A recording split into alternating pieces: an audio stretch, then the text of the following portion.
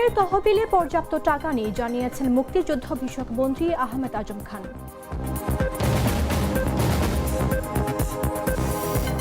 বর্তমান বিশ্বে গণতন্ত্র ছাড়া উন্নয়নের কোনো মাধ্যম আবিষ্কার হয়নি বলেছেন স্পিকার।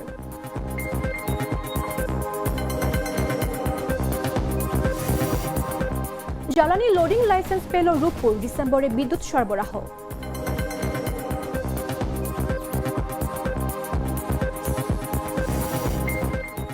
ভোলায় গভীর রাতে ঘরে ঢুকে প্রবাসী স্ত্রীকে কুপিয়ে হত্যা।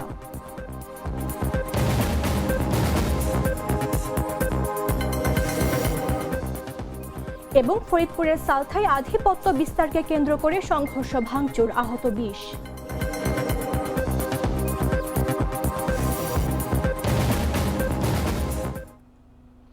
আমন্ত্রণ দেশ জুড়ে সংবাদে, আপনাদের সাথে রয়েছে আমি মামদুহা রাইসা।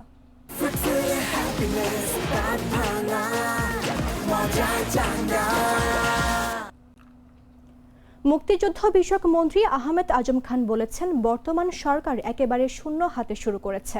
ডক্টর ইউনূস মাইনাস থেকে শূন্য হতে শুরু করেছিলেন, আমরা সেই শূন্য থেকে শুরু করেছি। কাজেই সরকারের তহবিলে পর্যাপ্ত টাকা নেই, তারপরেও আমরা বিভিন্ন উন্নয়নমূলক কর্মকাণ্ড শুরু করতে যাচ্ছি।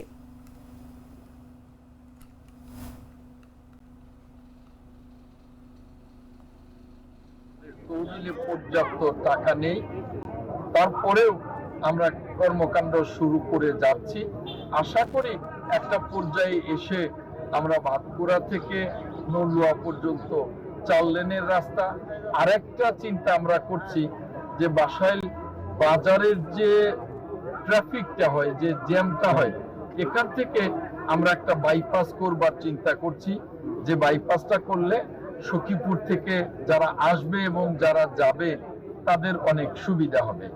সবচেয়ে বড় কথা, আজকে এই দাপনাজুর যে ব্রিজটা উদ্বোধন করলাম, আশা করি যে করটিয়া থেকে শুরু করে এই দাপনাজুরের উপর দিয়ে দেউলি এবং ফুলকি ইউনিয়নের জসিয়াতি সহ সকল অঞ্চলের মানুষ যাতায়াত করতে পারবে। জাতীয় সংসদের স্পিকার মেজর অবসরপ্রাপ্ত হাফিজ উদ্দিন আহমেদ বলেছেন, প্রায় 16 থেকে 17 বছর বাংলাদেশের মানুষ গণতন্ত্রের দেখা পায়নি, অবশেষে গণতন্ত্রের বিজয় হয়েছে। বর্তমান বিশ্বে গণতন্ত্র ব্যবস্থা ছাড়া উন্নয়নের অন্য কোনো মাধ্যম আবিষ্কার হয়নি।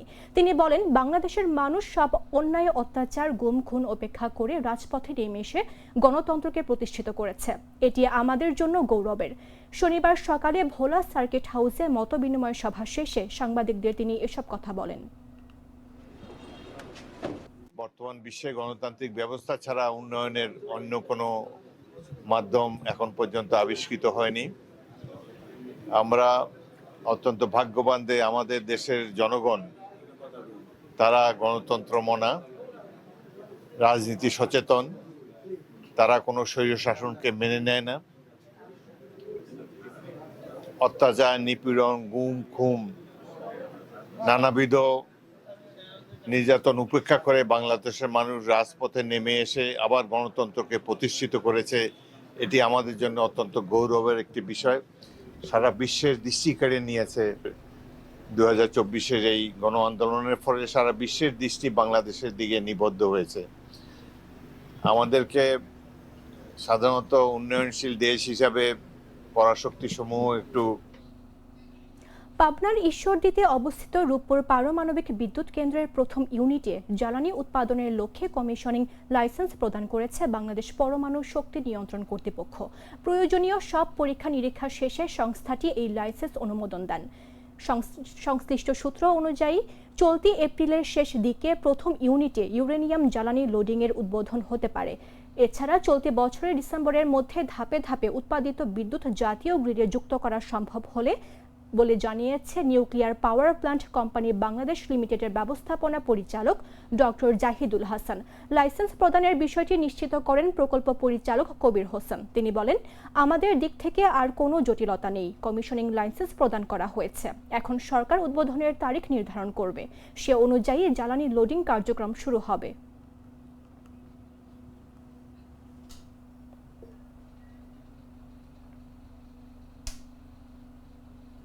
দেশে দ্রুত ছড়িয়ে পড়ছে হাম। উদ্বেগজনক হারে ছড়িয়ে পড়া এই সংক্রমণে শিশুদের স্বাস্থ্য ঝুঁকি নিয়ে নতুন করে তৈরি হয়েছে উদ্বেগ। চিকিৎসকদের মতে কাশি ও হাঁচির মাধ্যমে সহজেই ছড়ানো এই ভাইরাস প্রতিরোধে সময়মতো টিকাদানই সবচেয়ে কার্যকর উপায়। তবে টিকাদানের অনিয়ম, ভ্রান্ত ধারণা ও সচেতনতার অভাবেই সংক্রমণ বাড়ছে। বিস্তারিত জাগো ডেস্ক রিপোর্টে।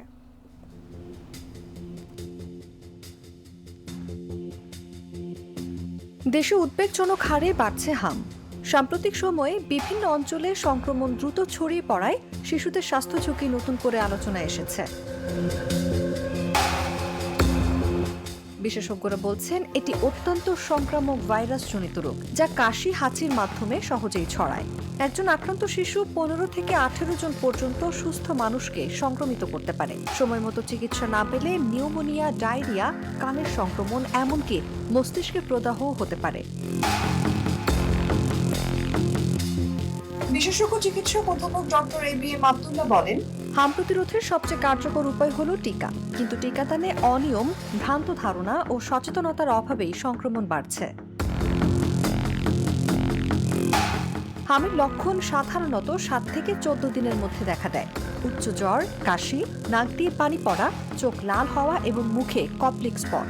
কয়েকদিন পর শরীরে লাল লাল র্যাশ দেখা যায়। এই সময় আক্রান্ত শিশুকে আলাদা রাখা জরুরি।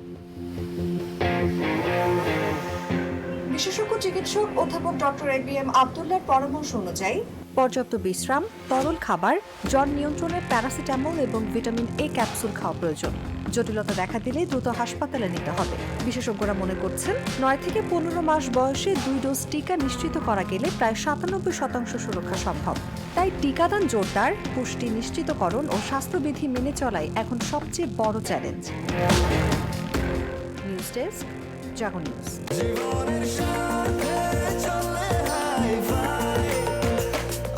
স্বাস্থ্যকর অল টাইম ব্রেড সব সময়, অল টাইম হেলদি লাইফ। ভোলায় একটি বসত ঘরে ঘুমন্ত এক নারীকে কুপিয়ে হত্যা করেছে দুর্বৃত্তরা। ঘটনায় আহত হয়েছেন তার সন্তান। শুক্রবার গভীর রাতে এ ঘটনা ঘটে। নিহত নাসিমা বেগম ভোলা সদর উপজেলার শিবপুর ইউনিয়নের 6 নম্বর ওয়ার্ডের শিবপুর গ্রামের শরীফ সর্দার বাড়ির প্রবাসী মোহাম্মদ আলামিনের স্ত্রী। স্থানীয়রা জানান, রাতে নাসিমা বেগম ও তার 8 বছরের সন্তান বসত ঘরে ঘুমিয়েছিলেন। গভীর রাতে দুর্বৃত্তরা ঘরে প্রবেশ করে নাসিমা বেগমকে কুপিয়ে হত্যা করে চলে যায়। ওই সময় শিশুটিকেও আহত করা হয়। ভোরের দিকে শিশুর চিৎকারে স্থানীয়রা ছুটে এসে পুলিশে খবর দেন। শিশুটিকে ভোলা 250 শয্যা জেনারেল হাসপাতালে ভর্তি করা হয়েছে। পুলিশ জানায়, পুরো বিষয়ে তদন্ত চলছে।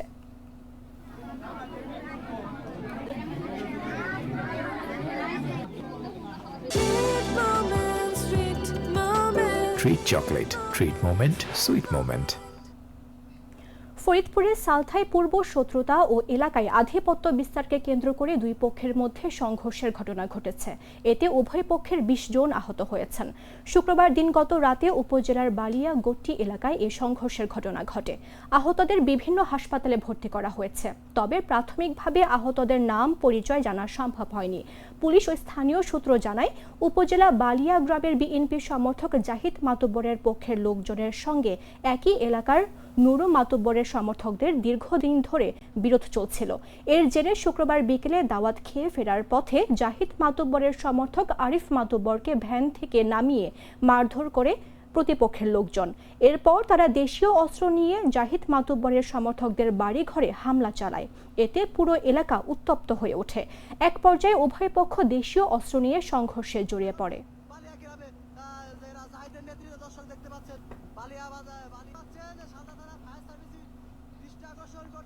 সংবাদ শেষ করার পূর্বে শিরোনামগুলো জানিয়ে দিচ্ছে আরো একবার।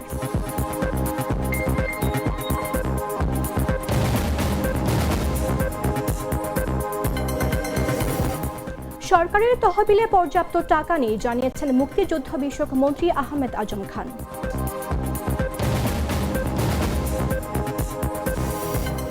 বর্তমান বিশ্বে গণতন্ত্র ছাড়া উন্নয়নের কোনো মাধ্যম আবিষ্কার হয়নি, বলেছেন স্পিকার।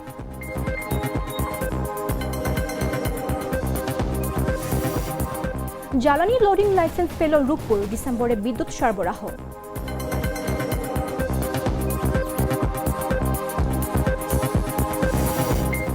ভোলায় গভীর রাতে ঘরে ঢুকে প্রবাসী স্ত্রীকে কুপিয়ে হত্যা।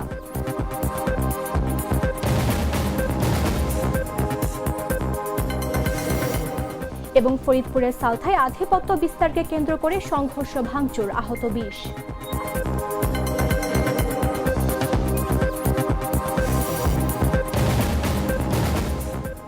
দর্শক, এই ছিল এখনকার মতো। প্রতি মুহূর্তে সর্বশেষ খবর জানতে ভিজিট করুন jagonews24.com।